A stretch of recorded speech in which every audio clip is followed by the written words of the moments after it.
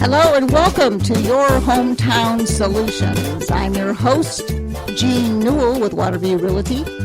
I'm always pleased and happy to have all the experts that we invite to the studios because we discuss everything you need to know about your family finances, your home, your garden, your garage, your kids. I don't care what it is. We talk about it here on Your Hometown Solutions. And just to give a little plug about our website, because a lot of people miss some of the shows or they have questions, you can always go to our website at yourhometownsolutions.com. There we have videos. We have a lot of the guests that have their information there that you can click on and contact them directly. We also have Extra Equity magazine that is for your reading pleasure, and you can request that and we mail it out. It's about 54 pages that discusses all kinds of things that you need to know about real estate, whether you're buying, selling, moving, it doesn't matter. It's got something in there that I know you'll find great information. And so today last week we were talking with Colleen Quick about financial planning. Today we're going to be talking about senior issues. And that is so important because, again, we have a segment we sometimes refer to when we're talking about real estate, and it's called Should I Stay or Should I Go? And that always is a situation that I see happening when I'm in real estate, and people, they invite me out to their home and they're thinking about selling, but they're not too sure. And what they really need is someone to bounce some ideas off of. And here's usually the scenario. It always happens around the Thanksgiving table or around a holiday table when the kids and everybody get together, and all of a sudden the issue comes up about mom and dad, or maybe just mom and what's happening in their current lifestyle and their current home. So the one scenario is the elder parents, the senior parents, they say to the children, kids, the adult kids now, kids, we're thinking about maybe scaling down, selling our home. We just don't feel like we need to have all this, this big yard to take care of and all the maintenance and so forth. And the kids have a fit. They don't want mom and dad to leave. They want mom and dad to stay in that house because they don't want to see their room.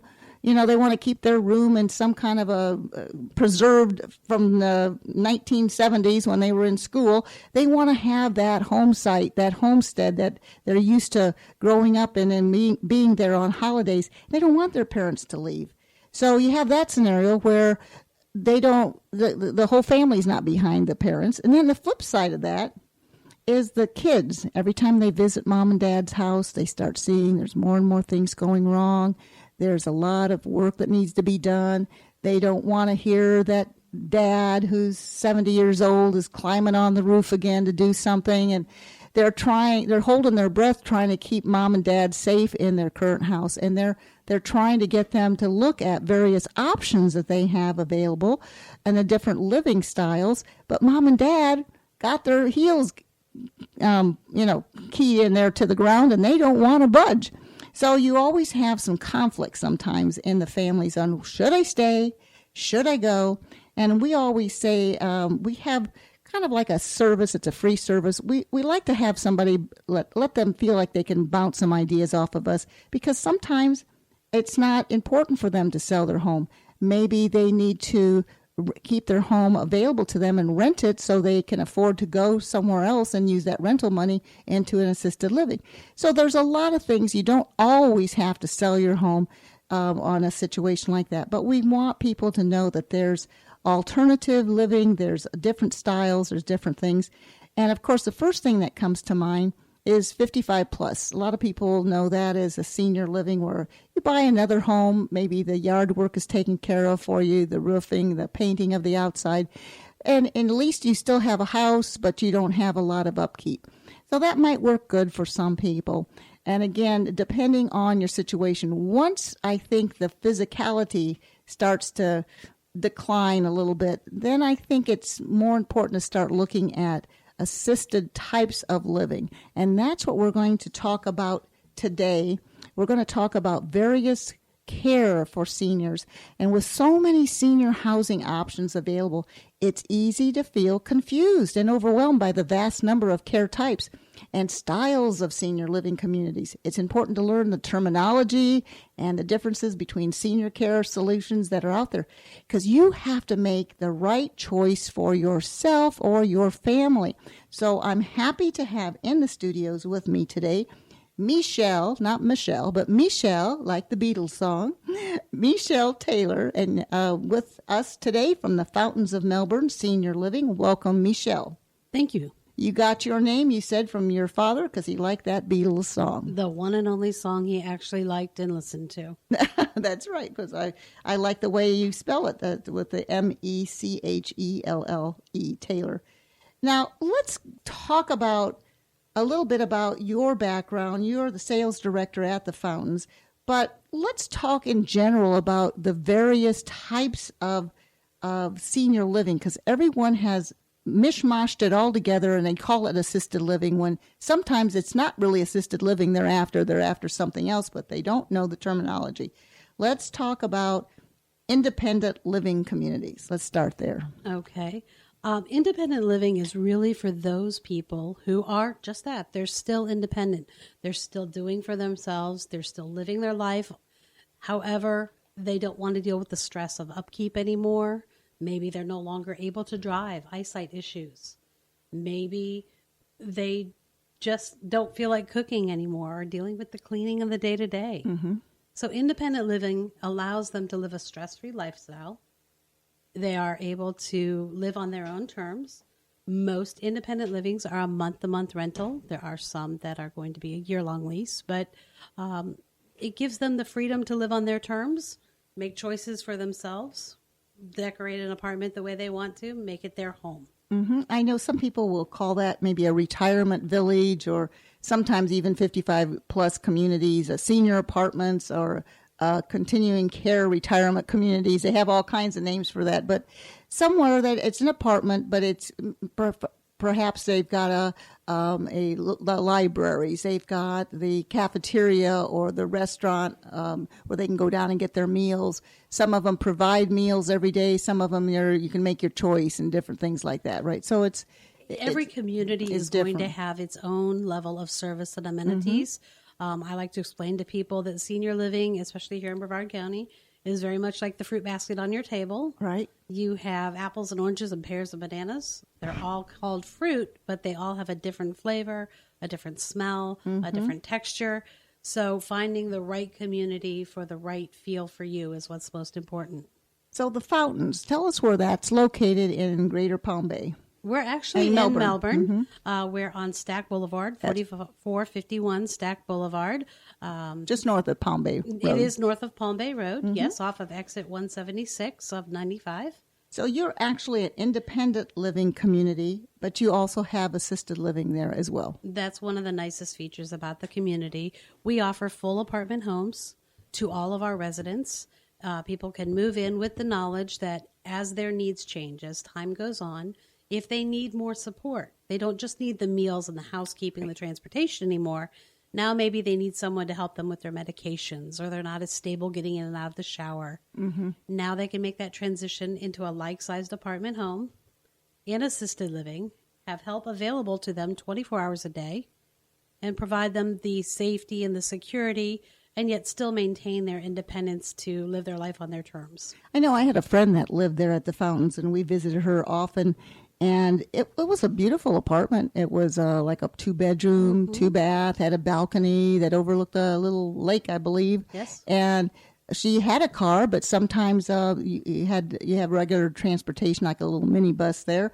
And sometimes you just use the minibus to go shopping and so forth. Sometimes it's nicer on a rainy mm-hmm. day, or when you're not feeling as perky, to be able to use the bus. We have it scheduled 7 days a week to take them out to all their travel needs. And don't you make a certain run to the doctor's offices daily as well? We go multiple times every day. Mm-hmm. They can run anytime between 8:30 and 2 is the last drop off. We pick them up by 4, mm-hmm. Monday through Friday.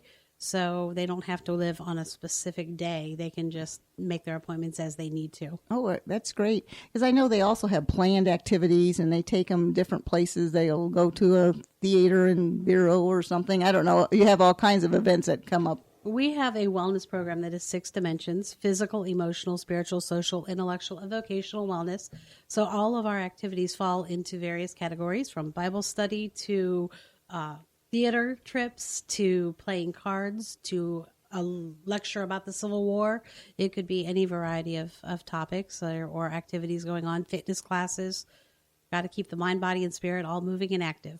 I know when I got there the first time, I was kind of surprised because it didn't look like, from when I was a kid and we used to go to nursing homes and we would be there to perform. We had a little kids show and we would perform for them and so forth. And that was kind of all that I ever knew about seniors was nursing homes. And there weren't the pleasant of places back years ago.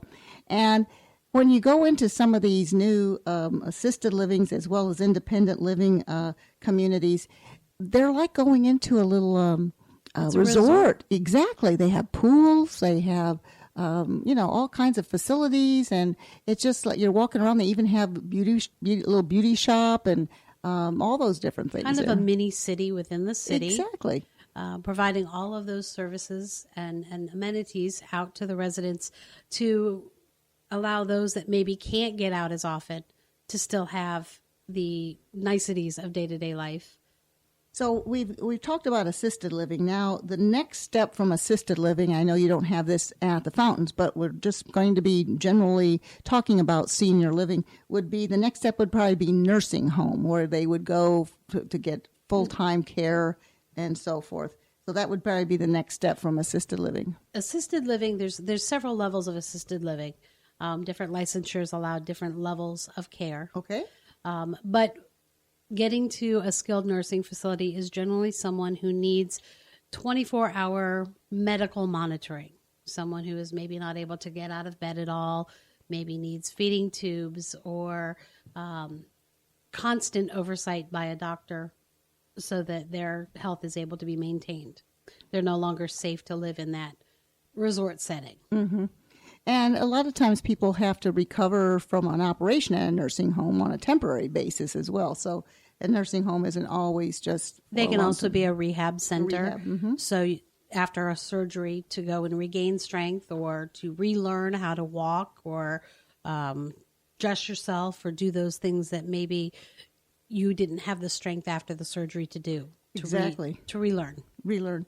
Then I was kind of perusing some of the information online. The next step maybe would be an Alzheimer's care unit, where that would be a little bit more intense than a nursing home because you have to make sure that you have sight of that person all the time. A memory care is going to be a locked unit, meaning that someone cannot wander away because not all people who need memory care are physically impaired. Mm-hmm. They just don't know what's safe and what's not.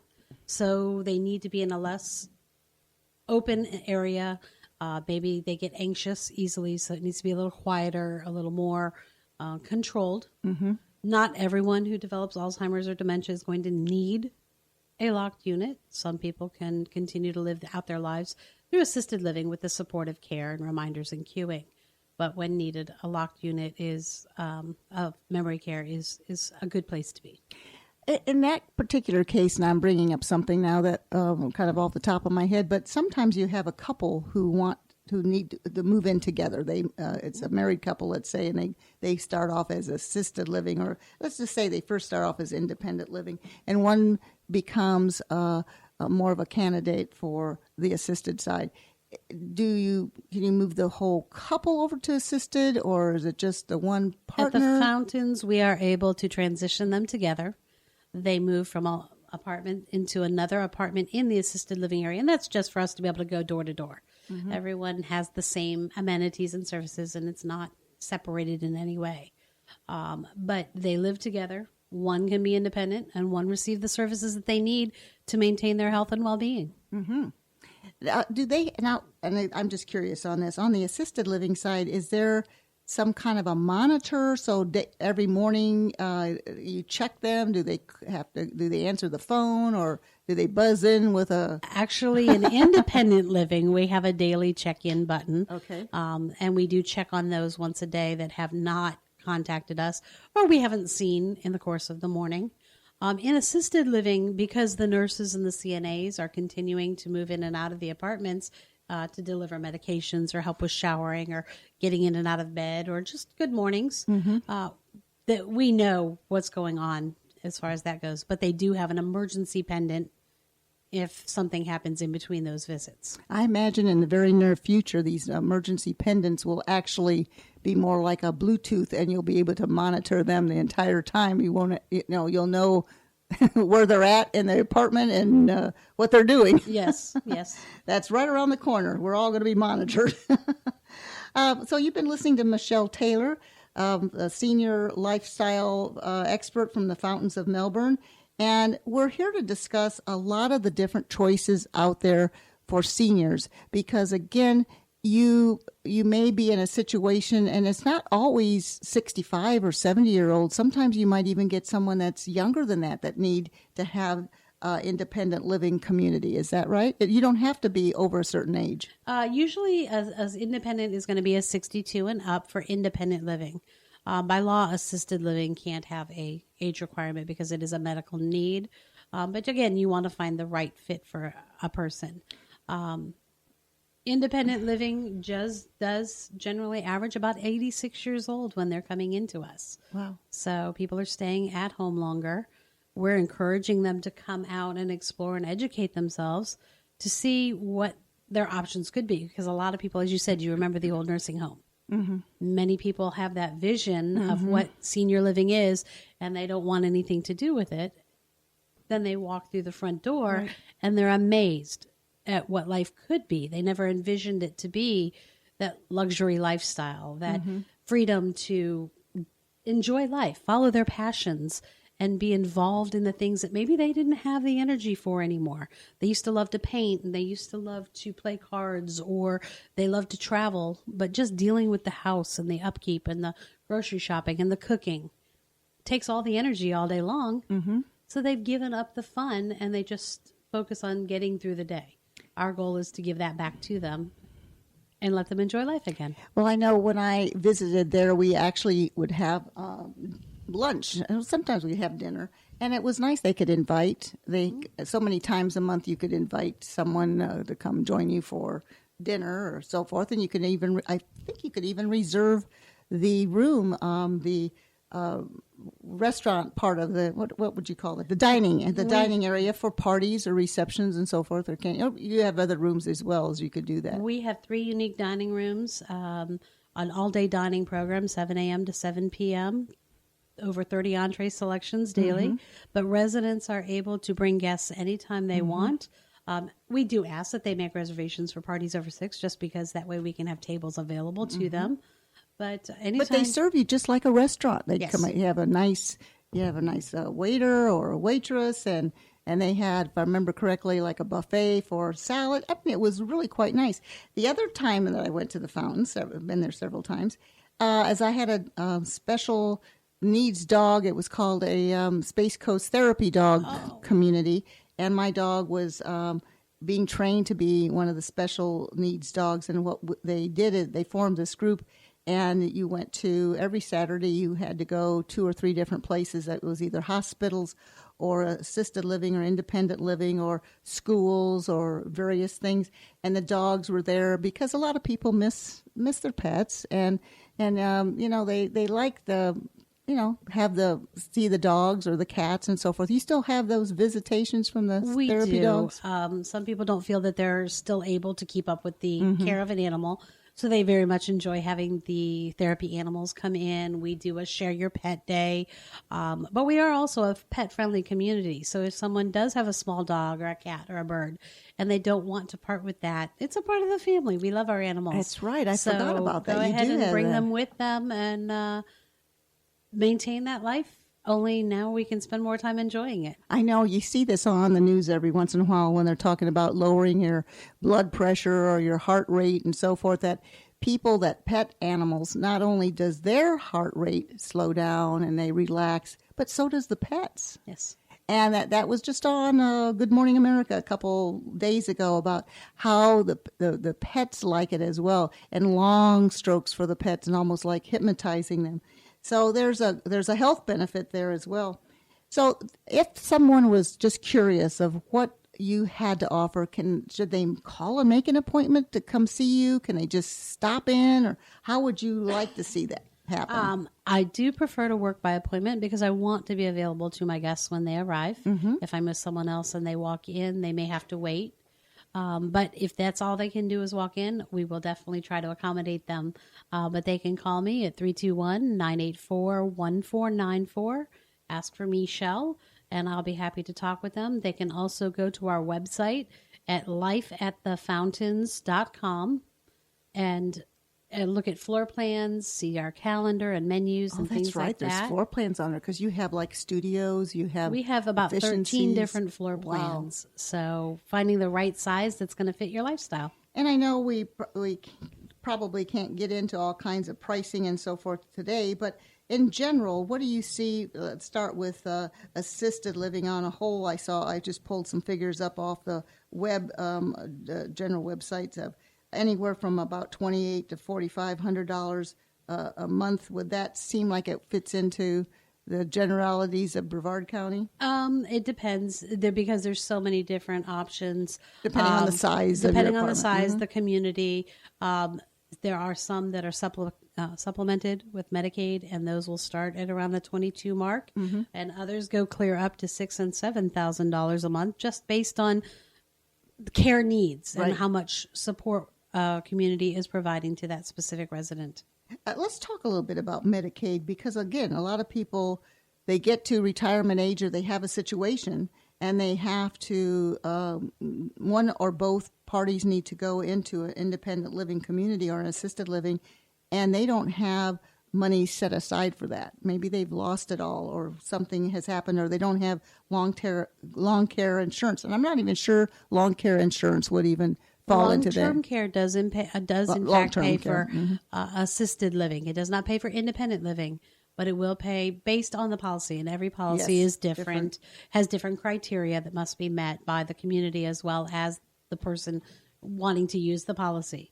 So in general, long-term care pays for assisted living, memory care, nursing home care, things like that.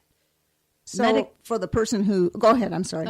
Medicaid will only pay for assisted living and skilled nursing for those that qualify financially with the program. I'm definitely not the expert on Medicaid. Our community is a private pay, so we don't work with that. So, well, next week, do a little plug for next week. We have Alec Prentice, and he's an elder care attorney, and he's going to be talking about different plans that are available and so forth for that. So that's another show that you want to tune into. We really were focusing on senior care and so forth this month. Let's talk about the next set. We talked about Alzheimer's care, but then there's residential care homes. You want to talk a little bit about what that means? Residential care homes are generally an individual house or grouping of houses that have rooms for anywhere from 3 to 6 people. They have an individual bedroom that they do make their own, furnish, but they share a common space of living room, dining room. There's someone there 24 hours a day to do the cooking and help with the cleaning, as well as the care needs that person has. So those might be a less expensive option, but they're going to have to share some more space than they would in one of the other options. Right. So it's more of a house, not necessarily a standard house that we're thinking of, but a home that might have It is generally a converted house, a normal, and they share the kitchen home, and so forth, and a multitude of bedrooms depending on how it was built. And kind of like a frat house. Kind of, yes. Frat house for seniors. Okay. Then there is that respite care? Respite care. Respite care. Yes. Respite care is generally a very short-term stay in a community. It could be anywhere from 3 days to 30 days. And that is where someone normally lives with a family member or is in town for a short period of time and needs more support than they can get from their family. So, or maybe the family, the caregiver needs to take a break, go on vacation, or has to take a trip. So they're placed in communities that have space available, pre-furnished, for a number of days to receive the care and support. So it's that like a they temporary stay. Need. It is. It's While temporary. your caregiver has to leave, maybe go on a vacation, and they do need a break. And that's one of the things that if you're a 24-hour caregiver, bless your heart, because that is more than a full-time job, and you sometimes just need to get away. And will they take them on a one day, or do you have to be there for Every 7? community Is has a different structure to how their respite works. Usually it's a week. Sometimes it's as little as 3 days. For us, we can, when we do have the availability and we do something like that, it's up to 29 days. And usually it's a daily rate that they pay. Yes. For Well, that. I was seeing here, and again, these rates might change depending on the community, but it says anywhere from $75 to $200 a day, And something like that's that. going to be based on how much care, but yes, that's appropriate. Then you have home care, and that's basically what we're talking about right now, where maybe the elder parent is staying with the children. Is that what we would consider home care? Home care is actually, you'll see home health agencies all over Brevard County. And those are agencies that allow caregivers. They could be just a companion. They could be a CNA, which is a certified nursing assistant, or even some nurses that go into a person's home and provide support there. It is not necessarily that they're living with someone else. They're living in their own home, and they are having someone come in and provide the care that they would receive in an assisted living within the home. So for some people, that is a great option. The only thing that they're going to lack in that situation would be maybe a social outlet. I know when I was taking care of my mother, I had a full-time job. So when I went to my job, we had a home care giver stay with my mother and make sure, because you know what happens. They want to be so independent, and they don't like to they don't want anybody helping them, because that's the one thing that a lot of seniors think. As soon as my car's taken away from me, or as soon as I have to abandon my home, and as soon as I have to ask for help, then I feel like I'm less of a person or something. They don't like to give up that independence. Correct. So if you don't have somebody watching them or being there with them, they're getting out of the bed by themselves and doing a lot of things they're not supposed to do, and then bingo, there's another accident on the floor. So home care is very important for the person that is taking care of their parents or even sometimes disabled children or something like that, that be able to have that outsource, to have that person coming in that can relieve them of some of those duties during the day. So all of these are various different things that are possible. But again, we always stress here on Your Hometown Solutions that it's all about getting the expert's advice. You want to know what's available before you have to make that decision. So before you're faced with putting the parents into another community or having them leave their home or whatever, sit down and look at the whole scheme of things, the whole picture, because perhaps you're not ready today, but maybe 6 months from now you will be, and it'll make your life a lot easier if you already have some ideas on figures and facts and so forth, because it's all about making the right choices. And again, we want to thank Michelle Taylor, and with the Fountains of Melbourne Senior Living, she's the sales director there. Give out your information one more time. You can reach me at 321-984-1494. Education is the key, and I'll be happy to help you. You can also go to our website at life@thefountains.com. How many apartments are at the Fountains right now? We have 265 apartments. Okay, and residents? About 300 people live there, so it's a nice, diverse community, but yet at the same time small enough to make it feel like family. And another thing, we just have a couple seconds left, but one of the things I noticed when I used to visit there, you were allowed to have a wreath or something on your own front doors. People had little flower arrangements. They had their own welcome mats. So you had some personalization to even your front door. You can personalize the front door. You're going to make that apartment home Yes. your space. Exactly. You bring your precious treasures with you. Exactly. You don't have to give it all up. It's wonderful. Thank you again, Michelle Taylor, for joining us today. I'm Jean Newell with Waterview Realty. We interview experts on all kinds of diverse information. Again, if you want more information on past shows, on what we have coming up, even about what we've talked about today, go to our website at yourhometownsolutions.com and ask for our book, The Extra Equity, which tells you everything you need to know about real estate and anything else you want to know. So thank you all for listening, and we'll check you out next week.